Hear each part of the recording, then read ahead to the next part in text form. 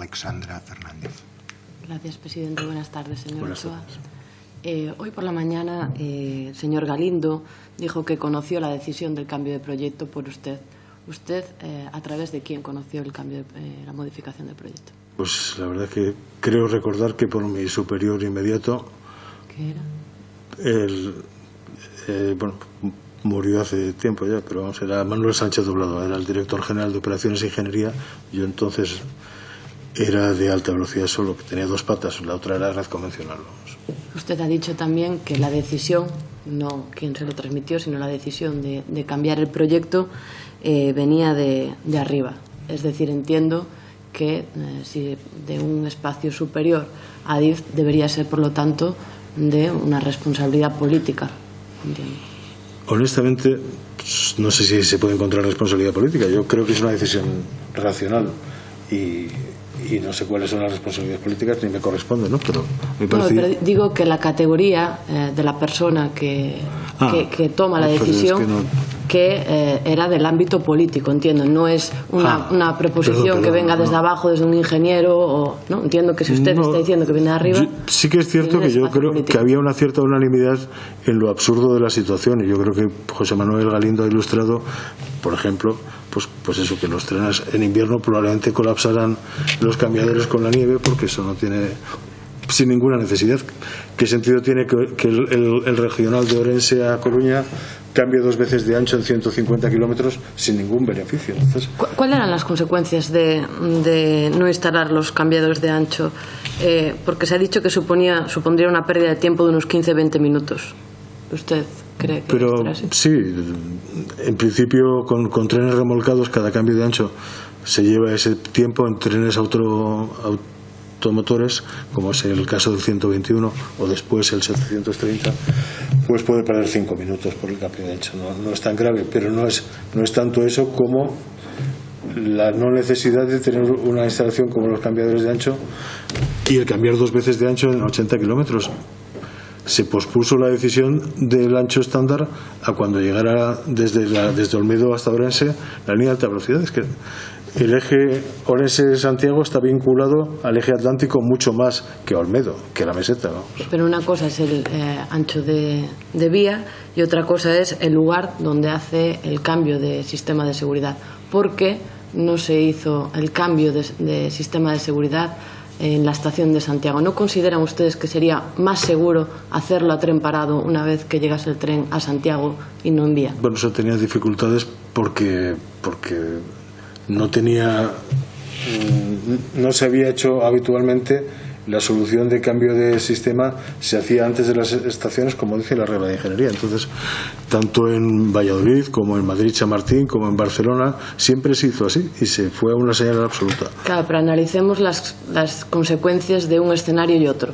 Si llevamos el sistema RTMS hasta Santiago y hace el cambio de sistema en Santiago, la consecuencia es que la vía estaría protegida en caso de un error humano. Si no, si se recorta, si se hace la transición antes, la curva queda en manos de que un maquinista jamás tenga un error humano. Digo, ¿las reglas de ingeniería están por encima de las lógicas de seguridad? Es que esa lógica no existía entonces, por la sencilla razón de que el cambio significativo de velocidad que había en esa curva no se consideraba un riesgo por sí mismo, no se consideraba así. Y esto hoy es difícil decir que eso era así, pero el señor Tamariz en el año 12 tampoco lo veía. Quiero decir que no es tan raro. Bueno, pero inicialmente el proyecto contemplaba el sistema de seguridad RTMS hasta Santiago. Si se modifica, entiendo que se hace una evaluación de los riesgos, de la diferencia de riesgos que supone el primer escenario y el segundo escenario. Supongo que ustedes analizarían los cambios de seguridad, ¿no? El proyecto de cambio de ancho, o sea, motivado por el cambio de ancho, genera una situación en otro ancho que es absolutamente distinta. Entonces, no es sencillamente se analiza esa situación porque construir una línea de ancho ibérico e integrarla en una red de ancho ibérico en la península ibérica no ofrecía novedades considerables y por lo tanto se estudió la nueva solución con su análisis de riesgos y su... ¿Usted no cree que cuando hay razones de seguridad justificadas no se podría no haber aplicado las reglas de ingeniería?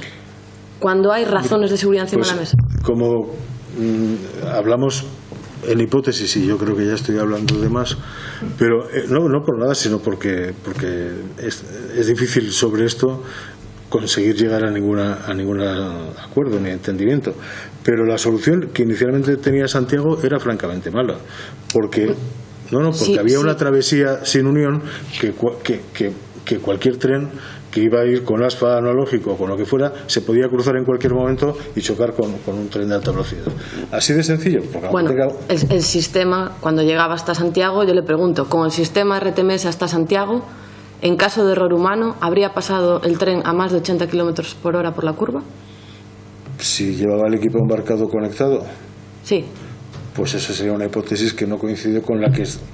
esto es lo que era el proyecto inicial, sistema RTMS hasta Santiago, embarcado, en funcionamiento, listo. ¿Habría pasado el tren a más de 80 km por la curva en caso de fallo humano? Pues insisto que si lleva el equipo embarcado desconectado, no, y como el caso que nos ocupa lo lleva desconectado, si empezamos a hablar de otras cosas, pues llegaremos a otras conclusiones, pero la realidad es que aquel tren no lo llevaba conectado. Entonces, pero el proyecto inicial era este.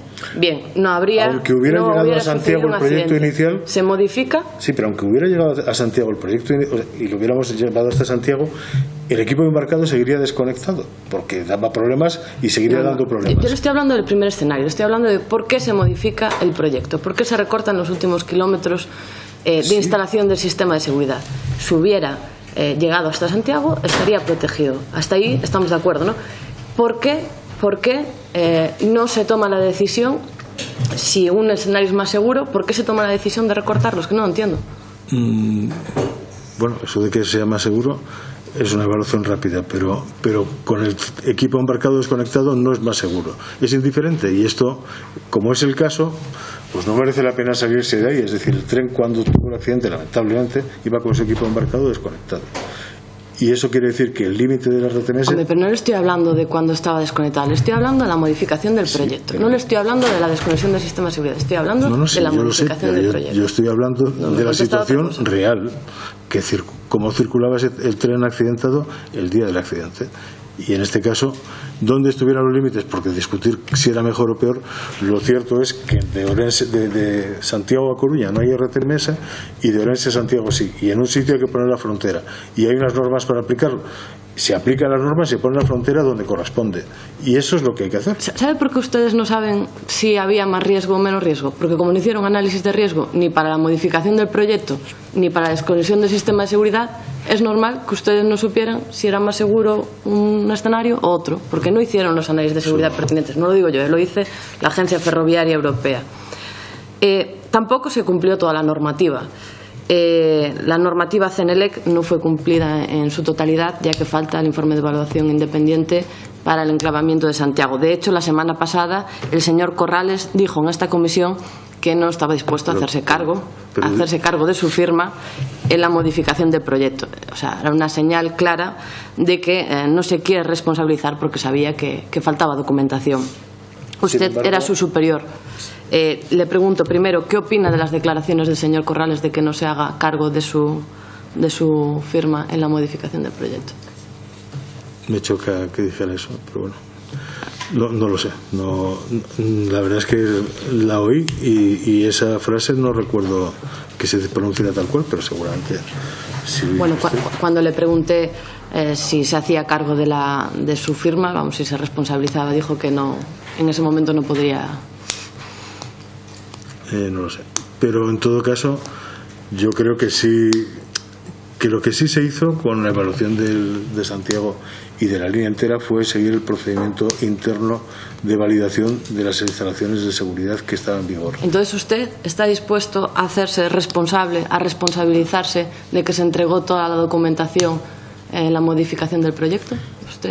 De acuerdo con el sistema, con la normativa CENELEC. No, con el procedimiento interno que era el que estaba en vigor. No, el procedimiento interno es un procedimiento interno de la DIF, no es la normativa que se debe cumplir. Sí, bueno, pero la normativa, lo que es normativa, lo que vale es la normativa CENELEC. Es más, el informe de la CIAF dice que se cumple con la normativa CENELEC. Le pregunto, ¿usted es capaz de decir, de responsabilizarse de que se cumplió con toda la normativa CENELEC en el modificado del proyecto?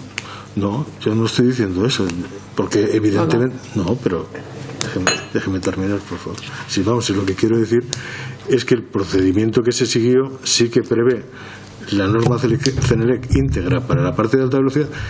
Esto era así. ¿Y por qué era así? Porque normalmente las obras de alta velocidad eran ex novo y las de red convencional eran modificaciones sobre instalaciones existentes, que no tiene por qué, pero tenían esa distinción y el procedimiento era así. Y en el caso de las convencionales, que era el Enclavamiento de Santiago y el de Orense, lo que se hizo fue el mismo procedimiento que dice la norma CENELEC, pero con la única salvedad de que no había un evaluador independiente. Bueno, usted sabe que hay un acta donde se discute si se debe entregar toda la documentación o no, pero y se dice que se debe entregar para el enclavamiento de Santiago el dossier completo con informe evaluador independiente. Pero que se hizo de acuerdo con el procedimiento de seguridad asociado al sistema de gestión de seguridad. Y la CIAF dice en su respuesta segunda que lo esencial, y en otras más lo matiza, lo esencial es que exista un sistema de gestión de seguridad en la circulación que esté desarrollo de los procedimientos elementales y que se apliquen. Eso por encima del 352 y de cualquier otra consideración. Y entonces, porque eso demuestra que están acotados los riesgos, y eso es lo que se hizo. Y se hizo de acuerdo con ese procedimiento, que será discutible que no se hubiera aplicado otro. Entonces, bueno, ¿por qué el informe de la CIAF dice que se entregó el informe de evaluador independiente? Fernández, si tiene más preguntas, acumúlalas, por favor. Perdona, no he oído la última. Sí, acumúlalas. No he entendido lo último que ha dicho. Que quién le envía la documentación a la CIAF diciendo que se entregó conforme a la normativa CENELEC. Personalmente no, la CIAF. ¿De dónde saca la CIAF la información de que hay informe de evaluador independiente? Yo he leído el informe de la CIAF y no dice que esté. Lo que no dice es que no esté. Sí que dice. No dice eso. Sí, no dice que esté, pero no, en serio. Bueno, es mi interpretación. Pero no dice que no esté. Vale, acumulo las preguntas. Pero ya, Sí. Hay una gran contradicción cuando usted dice, por un lado, que con el sistema RTMS activo se habría evitado el accidente, y después dice usted que se desconecta por seguridad. O sea, no tiene sentido o una cosa o la otra, pero son contradictorias. ¿Con cuál de las dos está usted de acuerdo? ¿Con que con el sistema de seguridad conectado, si hay un error humano, el tren se frena automáticamente? ¿O si hay un error humano, con el sistema desconectado, bueno, pues habría un accidente? Yo creo que son dos posiciones absolutamente contradictorias y que no se justifican en términos de seguridad, sobre todo porque usted dice, desconectamos el sistema de seguridad porque no era fiable y por tanto no era seguro. Lo desconecta Renfe, nosotros lo desconectamos. Sí, pero usted acaba de justificar la desconexión diciendo que no era fiable. Porque comparto su criterio, es decir, con el señor Lanchares, y de sobra hace muchos años. Claro, usted dice que no es fiable, pero las consecuencias de la pérdida de fiabilidad es que si saltaba el sistema de seguridad, el tren se frenaba y las consecuencias es una pérdida de tiempo. No de seguridad, de tiempo, hay un retraso. Las consecuencias de que el tren se frene es retrasos. Es una interpretación bastante pintoresca y más viniendo de quien viene, ¿no? Pero bueno, no lo digo por usted.